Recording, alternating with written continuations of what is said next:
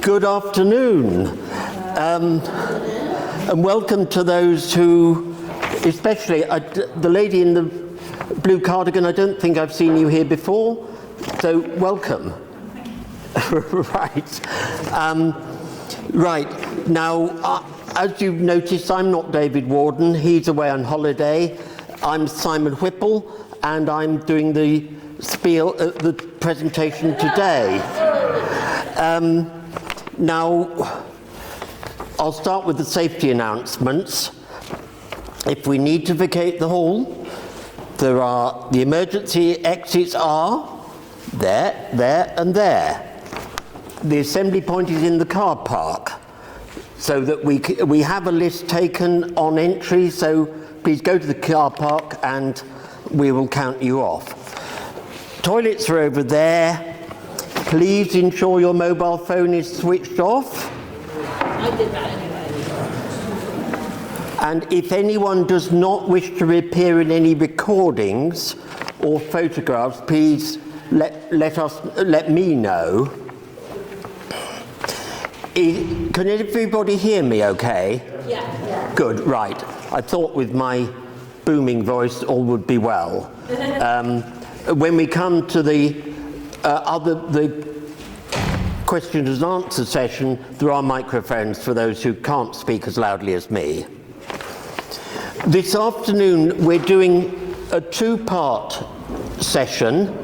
For those who haven't actually read the programme, there's been a change of topic for today. I was going to talk about the 7 deadly sins, but because of recent events within humanism, we are now talking about dogs. Particularly the ethical issues involving ownership and looking after dogs. Now, we're going to do this as a two-part session. Initially, I'm introducing the topic and talking about dogs and how they feature in our lives and how different cultures deal with dogs and what their views are. So different ethical views.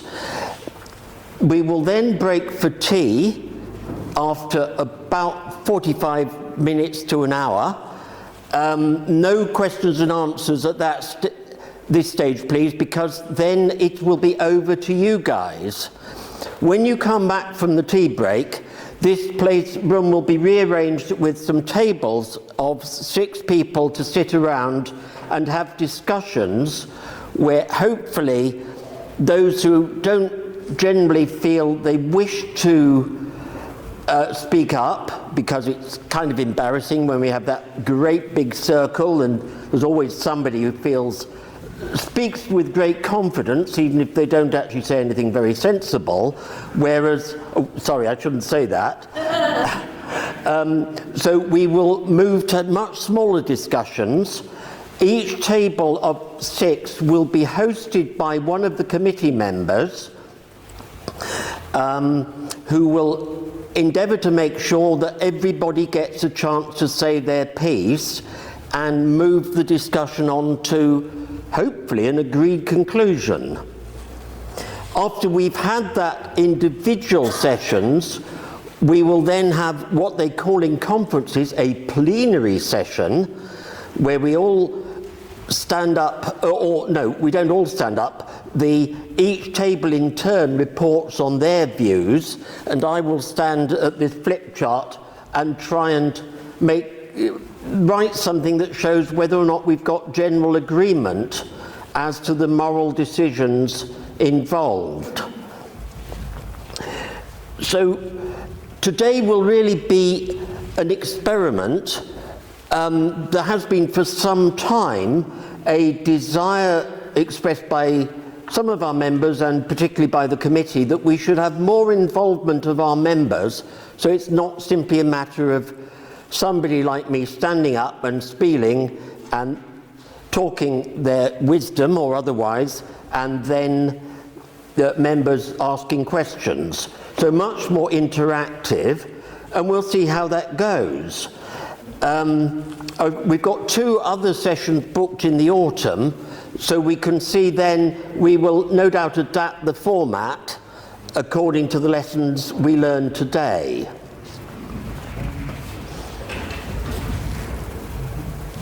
Right, okay, now the session we're having today is about dogs, man's best friend, and the various moral issues which are involved, and the decisions which have to be taken.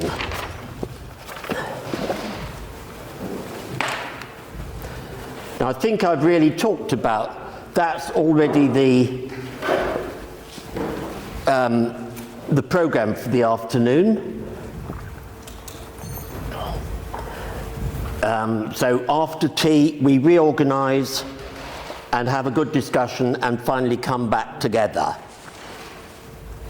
But before we go into the main introduction, I'm going to talk about an issue that's arisen today, which just illustrates the amount of passion that dogs can lead to and the ownership of dogs.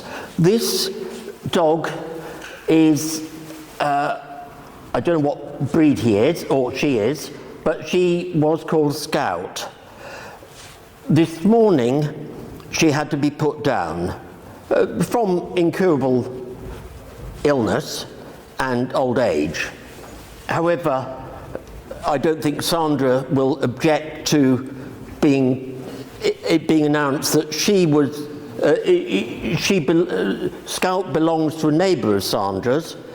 Sandra was extremely upset. So we fall in love with dogs, and that is part of the emotional difficulty we're involved with.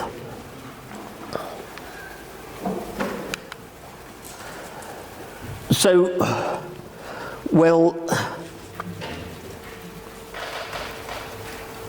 we always say that dogs are man's best friend, but the question there is, can they actually be friends when we have all the cards, as Donald Trump would say, in our hand? We decide whether they can reproduce. We have them castrated if we decide we don't want to have another dog. We decide to put them down eventually, and they are bred to suit our desires for particular attributes of dogs, either physical or behavioural. So these are not easy questions to deal with. And I think certainly a strong message was put across a few years ago that the dog is for life, not just for Christmas. I'm sure you all remember that. Now, actually, could I just take a sort of preconception check? Could you put a hand up if you are a dog owner or a former dog owner?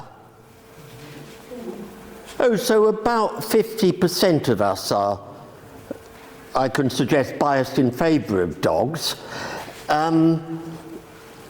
or preconceived in favour of dogs. Could also have a raise of hands if anyone really objects to dogs being around their lives. 1, 2, 3. A few. Yes. 3 or 4, yes, yeah. I think it's 4. So, but clearly this is not a case of the tyranny of the majority ruling. It has to be a little, humanist ethics require that everybody's interests are considered, not just the majority. Before we, well, let's look at the history of dogs. I wouldn't let a dog lick my mouth. Well, that young lady did.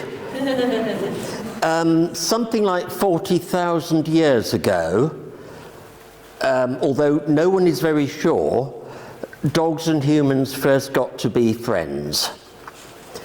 Alice Roberts considered the likely scenario is that wolves were hanging around a human village or human encampment, eating, begging for getting the odd scrap of food, and they possibly realized that if they looked all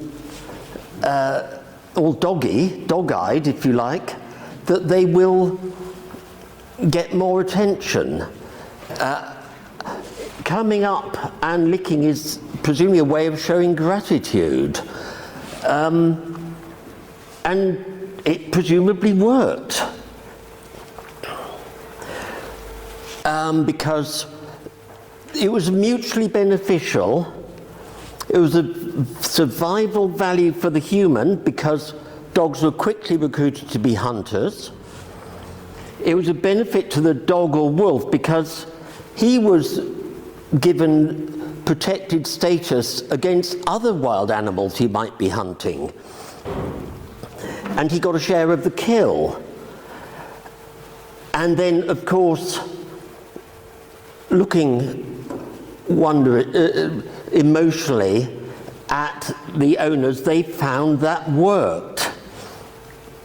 That they found that people liked them. So it was straightforward Darwinism of survival of the fittest. And of course, throw in with that the fact that if you have that dogs are, or wolves are pack animals, if they've somehow been convinced that the human who is feeding them is also their master, and they follow instinctively, then that is actually a win-win because they are happy to, we consider they're happy to have that master.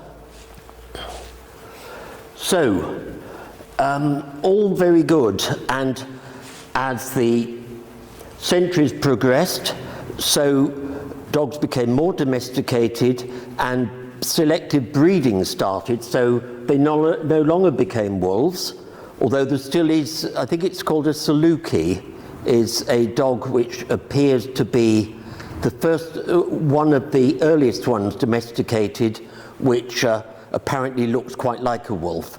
But other dogs have obviously bred far and wide into different breeds.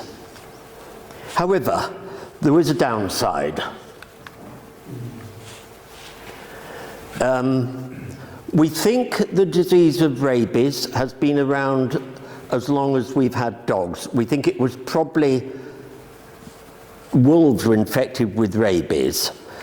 It is a virus, just like COVID. It therefore mutates and is quite hard to control. It is spread by human saliva or dog saliva, or by human saliva if you're unfortunate enough to be bitten by a rabid man. It is, until very recently, anyone who was bitten by a dog that had rabies was 99% chance of death. It was a death sentence. Now, in the last 2 centuries, we have developed vaccines. Louis Pasteur in 1885, I think, developed the first rabies vaccine. And now it is reasonably or relatively safe. If you're bitten by a dog, you can have a post-bite vaccination. However, the latest figures I have still say that 59,000 people a year die from rabies, the bulk of which come from dog bites. Also bats, of course, but another mammal. But the problem is really quite severe. And I think you can understand why in many parts of the world rabies, dogs are still regarded as a great threat, and therefore, especially in India, I think India has the highest prevalence just now, and throughout the Middle East. And bitten by a dog, there is still the belief that is a death sentence, even though it's not quite the case. Something like 3 million people a year are vaccinated, and of course that is, we're dealing with several billions of people. I have read stuff saying there is an aspiration to clear the world of rabies in the next 20 years. Well, I think that the cost of that is just unbelievable, although it may indeed happen.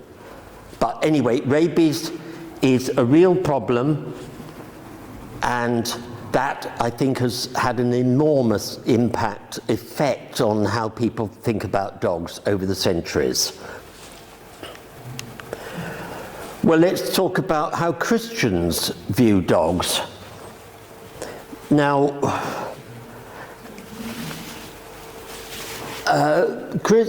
Christianity was basically about how, well, about the world is a great place given to us by God, and we are its masters. He's given us this world. And the old view of dogs in Christian theology was that dogs were created for the use of the humans, so we could do with them what we wanted. And of course, humans have souls, dogs don't.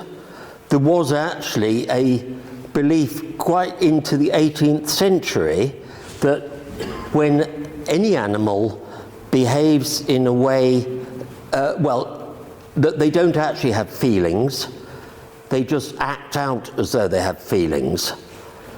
So if you hurt a dog, well, it's only a machine that's showing it's hurt, that isn't hurt in the sense that we believe hurt. So now, of course, if you are a Christian thinking about how Christians deal with dogs or any animals, St. Francis of Assisi, this man, comes to mind. I'm sure you all heard about him at primary school, how the guy who was so wonderful with animals of any type, and the birds would come down and sit on his hands and so forth.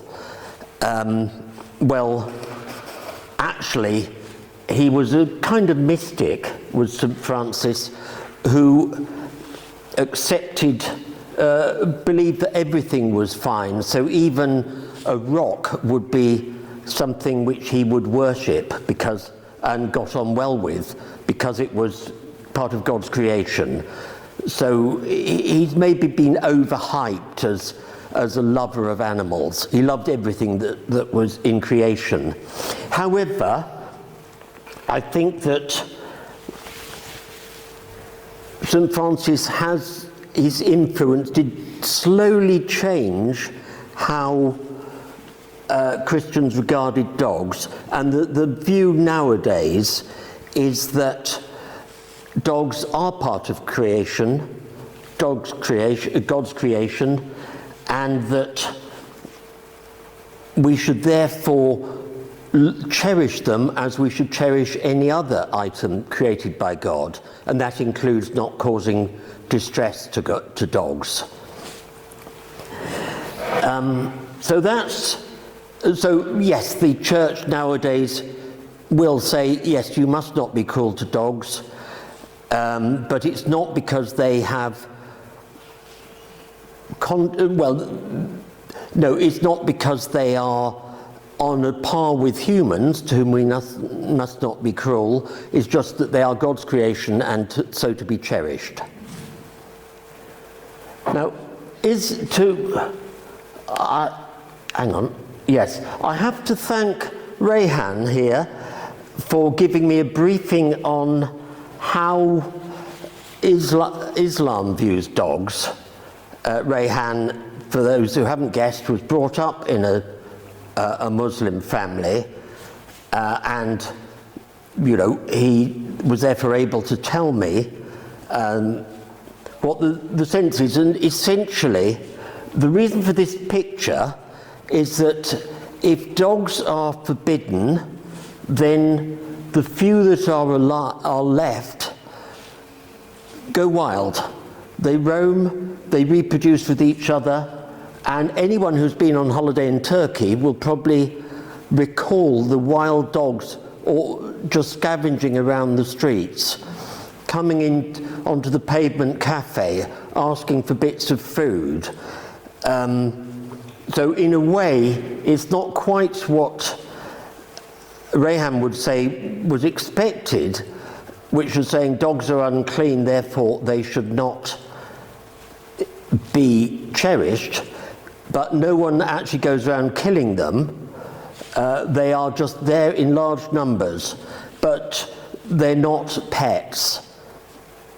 And that was definitely something you cannot do. Rehan did tell me at about a certain age, he and his school friends really did want to have pets because they realised that English children have pets and rather enjoy them. And Rehan told me about I think it was a friend of his who suggested to his mother that he should get a guinea pig. And his mother said, no, that's forbidden. Oh, sorry, Rehan, do you want to correct the story? It was a cousin of mine. She wanted a guinea pig, but her parents objected to it. Yes, because pigs are forbidden and unclean. Yeah, when her mum heard the word pig, she didn't become uncomfortable. Yes. And the dad thought they looked like rats, which is why he didn't want them. Yes. Sorry, Emily, do go ahead. Jewish perspective on dogs. Please do. If you can give me a very succinct perspective, please do. Well, my mum told me when I told her I was coming here to learn about dogs, she said a lot of Orthodox Jews and higher up Jews, they regard dogs as filth basically, and most in Israel animal welfare isn't exactly high. You've got stray cats everywhere, you've got dogs, and they don't object to battery farming. And so in Israel, recently it's changed though, because I've been to Israel a couple of times and I've noticed more people seem to have pet dogs now. So I just wanted to share. Yeah, well, thank you, Emily. So it sounds possible that obviously many Israelis have a heritage going back to living in Europe where ownership of dogs was pretty normal. So that may explain why, there is perhaps... When I was little, I go to Israel and no one had pet dogs. No one, they regarded dogs and cats as vermin. And actually, I went to Israel a couple of years ago and I saw loads of dog owners, and it was a pleasant surprise because I'm for animal welfare. So. Thank you. Thanks, Emily. I didn't mean to interrupt. No, that's fine. And finally, Buddhism. You can see there the perfect scenario. The Buddhist monk who obviously has a very close, tender, loving relationship with his dog. Buddha, I'm told, did not say anything specific about dogs, but remember that dog might have been that fellow's parents if it was if they got downgraded a bit on reincarnation, and in the next generation that might be his son, I suppose. Now this is slightly taking the mickey out of Buddhism, but forgive me that. I hope there's that as a very brief talk says essentially that Buddhists, at least in principle, are in favour of animal welfare, dog welfare. Now, let's look at the psychology very briefly. I'll leave you to read this. This really covers most of the psychological points we've already raised.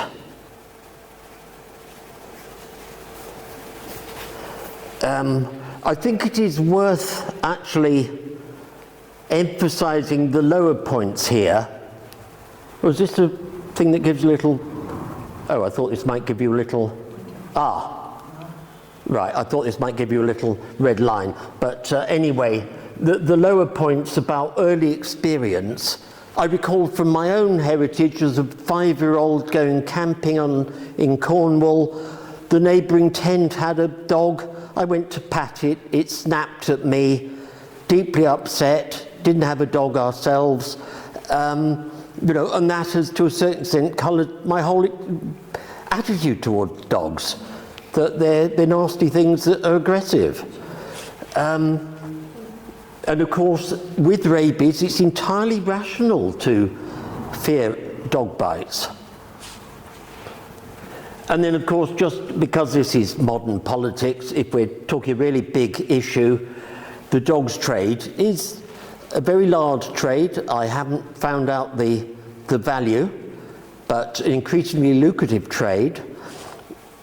And I'm sure that just as the tobacco business tended to get involved in any moral discussions, so the Trade Association for Pet Breeders or whatever will no doubt make an issue if there's any attempt to control the manner in which dogs are looked after and bred. And I should say the dogs trade, as far as I'm aware, is totally unregulated.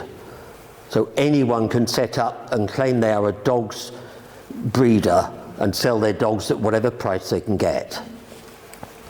I'm not making any judgment there, I'm just stating that's how it is. And of course, because I'm a lawyer, we had to slide this particular slide in. English law actually goes right back to 1822, but interestingly, and this is the time of the slave trade and so on, but it was interestingly only the initial laws about cruelty to dogs didn't apply if it was your own dog. It's just because property is sacred, so anyone can do whatever they like with their own dogs, but other dogs, there were laws about that. The law has clearly moved on since then, and I haven't gone into all the details, and I'm sure that most of you will have a smattering of views. Basically, it is unlawful to be cruel to dogs, and that the definition of cruelty is not really entirely clear, but it's not my field of law. One thing that has not changed, though, since 1822 is that the state does not enforce the law. That was left to charities. The RSPCA, Royal Society for Prevention of Cruelty to Animals, was established at that time because that was its remit. What's the Cavalier King Charles? Don't worry, that's coming.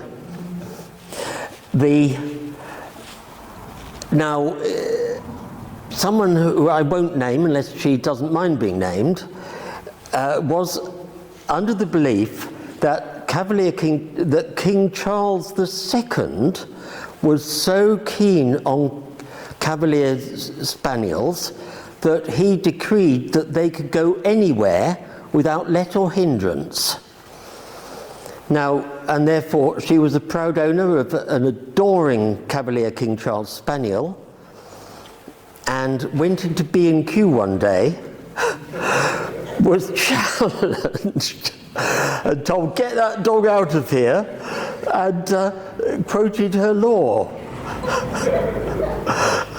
Now, I have actually done some research on this, and I'm afraid that the House of Commons Library, no less, have actually researched this and indicate that they can find no evidence of such a law.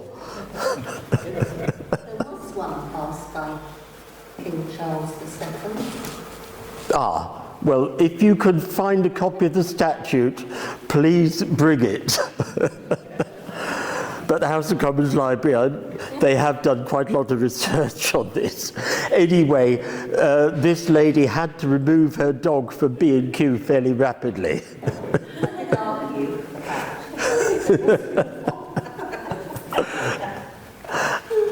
Another urban myth, or not really an urban myth, is you see at the bottom we've got the RSPCA's income, annual, that's 2023 figures, and the NSPCC's, National Society Prevention of Cruelty to Children's income. And what seems remarkable is that actually, as a nation, we give more money to charities that look after dogs than charities that look after humans, which is, on the face of it, rather extraordinary, and it shows the Brits don't really like their kids as much as their dogs. Now, possibly that's so, but these aren't really comparing like with like, because the RSPCA employs inspectors to go round enforcing the law, whereas the National Society Prevention of Cruelty to Children doesn't have to do that. It's a lobbying organisation, and the law on cruelty to children is enforced under statutory duties by local authorities, by the police. So it isn't a comparison of like for like. I can challenge that. The NSPCC does employ officers who do have legal duties, just the same as state-employed social workers do. Thank you. Yes. Yeah. A large number, but they do have. Yeah. So yes. Thanks, Adrian. I mean, the important thing is that actually, on the face of it, those figures are quite appalling, but they and a real denigration of of the British folk, but not quite the case in reality. How are we doing on time? Oh yeah, good. Oh, sorry, please. There's a lot more marketing for the RSPCA than there is for NSPCC. Every day I see, small things on the TV about cruelty to animals and how the RSPCA looks after them. I don't think I've ever seen anything about the NSPCC. No, they don't. They don't. They don't say anything about them, do they? Well, maybe they get more income if they advertise more. But, sorry? Probably right, yeah. Yes, yeah. Maybe they get as much income as they actually need. Who knows? I think this is, maybe someone has specialist knowledge on this, but what I'm really saying, it's a bit of a red herring anyway as regards this discussion. Let's move on. Right, now this speaks for itself really, except that picture. The picture is of husky dogs towing a sledge, or ready to tow a sledge in Greenland. Now, if I'd had a little more, or given myself a little more time to prepare for this talk, I would have dug out and brought up the slide I took myself in Greenland of a similar set of dogs tied to a sledge who were on the village rubbish dump in a place called Scoresbysund. I went there in 1987, and these dogs had been shot. They had been shot, so I learnt from a Dane who spoke some English, who presumably knew because he spoke some Greenlandic, because the owner had not been able to catch enough seals that summer, and therefore he couldn't afford to feed his dogs. So that's just a graphic illustration of an attitude that says, well, dogs are expendable. And even though, as far as I know, there was nothing wrong with that bunch of dogs towing a sledge, but he couldn't afford them anymore. Do you ever read Call of the Wild? Is that... So it shows a sled dog, and he experiences remarkable cruelty from his owner, and all the sled dogs were beaten until they were killed, basically. So sort of like that. Yes, thank you.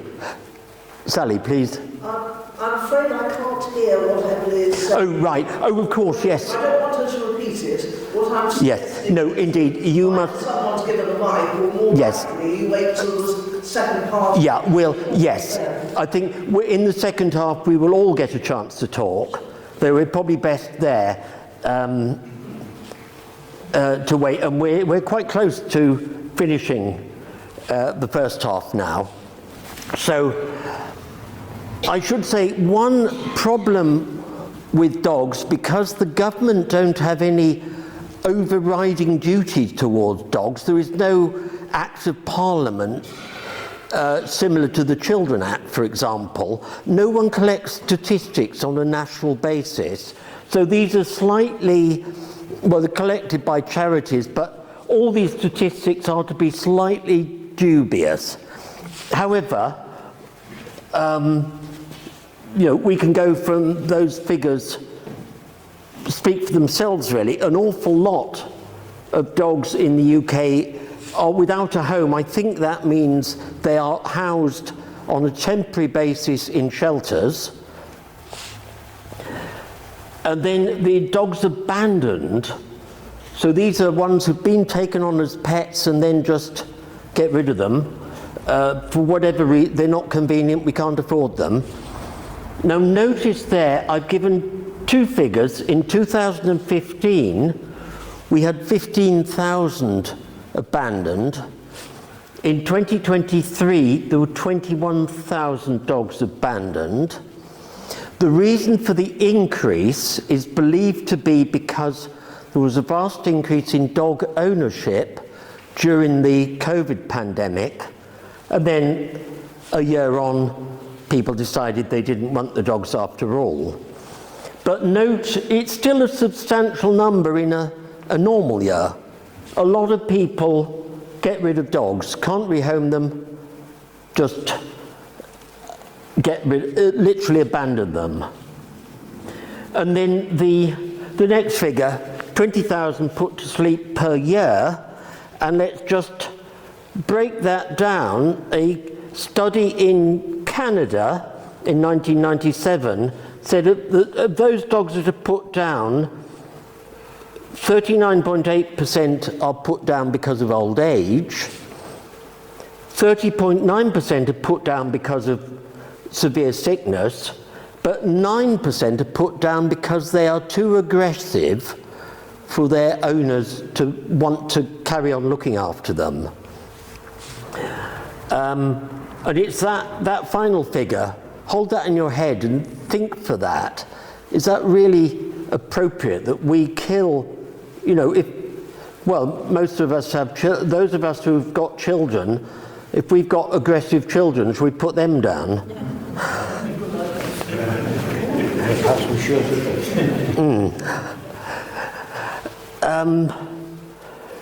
Right. Now, if dogs are abandoned, the local authority has a duty to look after them. They generally delegate that to animal welfare organisations. And after 7 days, it is lawful for the local authority to put those dogs down. So in that particular area, Parliament has intervened and set up some rules. But yes, and that is why, that no doubt includes why we've got 20,000 put to sleep each year. Some of those are abandoned dogs that cannot be rehomed. The final figure I've got here is that what are called exaggerated conformation. Now, I didn't know what that meant before preparing this talk. It means conformation is trying to have the attributes of a particular breed. So if you want to breed dogs to have like a very fast running dog, they will eventually become so wiry, like greyhounds, that they become, very prone to broken legs or slip or whatever. Equally with bulldogs. So I remember those horrid pushed-in noses, or they pugs, horrid pushed-in noses. Now, a third of the welfare concerns that people take to their vets are because the dog is basically not a viable animal. And that's entirely a human cause for it not being viable. Right, well that's some of the depressing news. bit more depressing stuff there. We have had an animal rights movement, if you include the early Christians, since about 100 AD. I just begin to think that isn't quite a genuine picture of gladiators.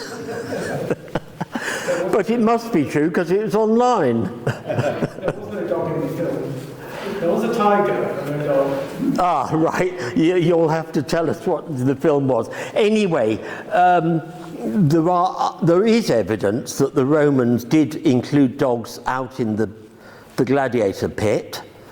The Christians, when they came along, they had a tremendous impact on the bloodthirstiness of the Romans, and therefore the Emperor Constantine said, we're not having any more Christians killing Christians out there, but the dogs were there was still plenty of bloodletting going on in the not the gladiators, in the arenas.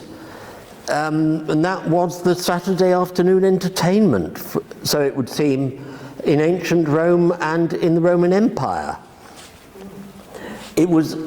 I would suggest actually that it was only really the end of the Roman Empire that stopped all that. Vestiges have carried on because we still have, well, I believe we still have bullfights in Spain, so people do like bloodlust, but at least it's been reduced. And of course there are still occasions of, we hear every now and again about people, pit bull terriers fighting each other, and presumably a very lucrative betting thing, if you know the form of pit bull terriers.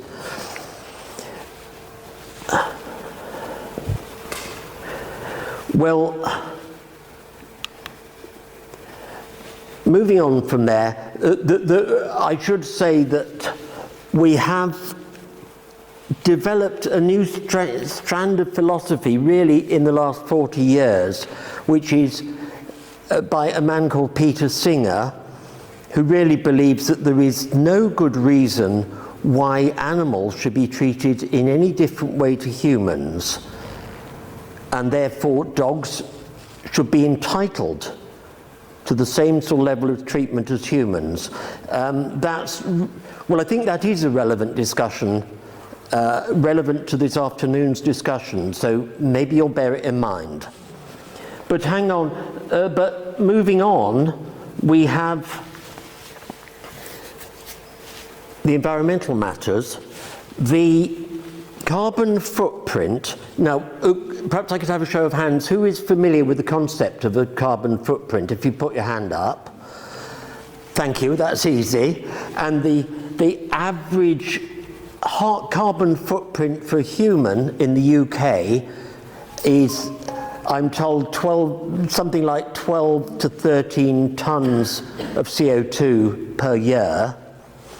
Well, if you have a Great Dane, it's 2.5 tons just for that one animal. So it is actually a significant, and that's about the same as the average carbon footprint of someone in the third world. So it's all helping to heat the planet. And of course, the other issues are, let a dog roam free, it'll mess up the wildlife. The birds run like mad from bird reserves, apparently. Apparently some bird reserves, they actually deliberately have a sacrificial pond near the car park so that dogs go in there, but they don't at least run the other side of the reserve. And of course, because dogs are routinely treated for fleas, and therefore they have pesticide on their skin, if they go in that water, that will go into the water course and lead to many insects dying, or worse still, acquiring immunity from pesticides. So, well, that's ladies and gentlemen, really all I've got to say by way of introduction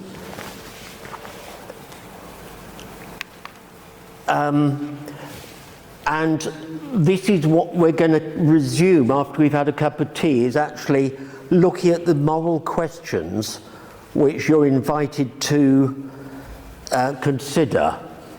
You can see there, I suggest there are actually 3 separate strands of questions we should be asking, both about how dog owners should behave, how the government should behave, and how the general public should behave. Simon, could I just ask whether the humanists have a stance on dog ownership? Not that I'm aware of, no. Yes, I will go on now to talk about how the humanists consider these matters. I'm going to flip over the next 2 slides which look in detail at the questions I ask you to look at, to the humanists' views. Well, I can't. Oh, thank you, Aaron. You've done that as a. No, I didn't do that. Oh, okay. Right. Anyway, this came out of the Quest session, a series of talks that David ran earlier this year, and I'm suggesting that we should look at, when we're looking. Right, get rid of that last question. But basically, these are the ways to approach the particular dog issues, or a suggested way. This is what those who went to the questions came up with as an agreed set of what the humanist approach to these questions is. So that's quite a lot to think about when you are in the heat of a moral discussion, but our various table chairmen are primed to assist you to remember those issues. And as I say, we will discuss afterwards whether actually this has been the best way of dealing with getting down to the basic moral questions that we need to deal with. So that's been 50 minutes, which is about what I expected it would be. Can we take a break for tea now while we rearrange our chairs and resume? Oh, thank you.